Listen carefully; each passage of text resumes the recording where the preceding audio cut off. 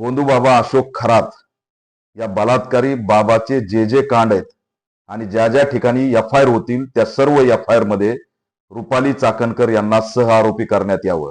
रुपाली चाकणकर या प्रकरणात लेडी अक्काच्या भूमिकेत आहेत आणि या लेडी अक्कामुळेच राजकीय वरद हस्त मिळाल्यामुळे अशोक खरात यांनी अनेक कांड केले, अनेक अत्याचार केले, लुटमार केली, भोंदूगिरीच्या नावाखाली अफाट संपत्ती मिळवली आणि या सगळ्याची भागीदार रुपाली चाकणकर आहेत.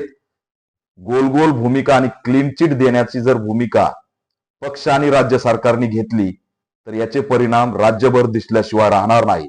म्हणून ऑल इंडिया पॅन्थर सेना अल्टिमेटम देते की येणाऱ्या 24 तासात महिला आयोगाच्या अध्यक्षपदावरून रुपाली चाकणकर यांची तात्काळ हकलपट्टी करावी, अन्यथा तीव्र स्वरूपाचं आंदोलन सुद्धा राज्यभर छेडण्यात येईल. मी राज्य सरकारकडे ही सुद्धा मागणी करतोय की 200 कोटीच्या आसपास या भोंदूबाबाने पैसे गोळा केलेत, संपत्ती गोळा केली. भोंदूबाबा सहित चाकणकर या दोघांचीही संपत्ती तात्काळ सरकारने जप्त केली पाहिजे आणि कठोर अशी कारवाई केली पाहिजे. या अशोक खरात भोंदूबाबावर मोका अंतर्गत सुद्धा कारवाई झाली पाहिजे.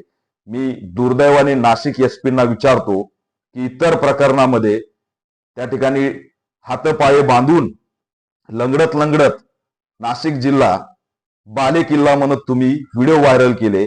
अशोक खरात याचा व्हिडिओ नाशिक जिल्हा कायद्याचा बाले किल्ला असा म्हणणारा का व्हायरल झाला नाही हा प्रश्न सुद्धा मी पोलिसांना विचारतो. म्हणून एवढ्या वर्ष पोलिसांच्या नाकाखाली हा गोरखधंदा सुरू होता. त्याच्यामुळे या संबंधित जे जे पोलीस स्टेशन आणि जे जे पोलीस अधिकारी आहेत त्यांचं सुद्धा निलंबन झालं पाहिजे आणि कठोर कारवाई झाली पाहिजे अशी ऑल इंडिया पॅन्थर सेना मागणी करत आहे. येणाऱ्या 24 तासात रुपाली चाकणकर यांचा राजीनामा घेतला पाहिजे आणि या लेडी अक्का नावाची जी भूमिका आहे, जेफ्री बाबा इपिस्टिन फाईल ही महाराष्ट्रापुढे आली पाहिजे अशी सुद्धा मागणी आम्ही राज्य सरकारकडे करत आहोत.